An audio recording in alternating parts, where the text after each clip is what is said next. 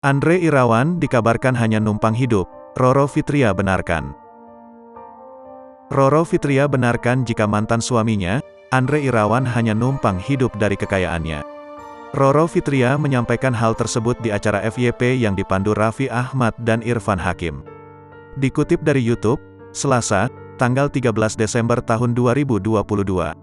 Roro awalnya ditunjukkan berita yang menyebut bahwa Andre Irawan hanya menumpang hidup. Memang iya ada istilah numpang hidup segala, tanya Irfan Hakim. Jadi memang alhamdulillah semuanya effort dari Nyai, rumahnya Nyai, jawab Roro. Sempat disinggung soal mas kawin yang diberikan Andre saat menikah, Roro menyebut mas kawin tersebut berasal darinya, bukan dari Andre. Mas kawin masa dari Nyai juga, ucap Irfan Hakim.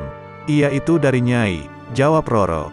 Roro menjelaskan semua perhelatan dalam prosesi pernikahan berasal darinya. Semua perhelatan, alhamdulillah dari pengajian nikah, akad nikah, resepsi, sampai mahar, terang Roro. Wanita yang kini berusia 32 tahun itu mengaku telah menutupi aib sang mantan suami.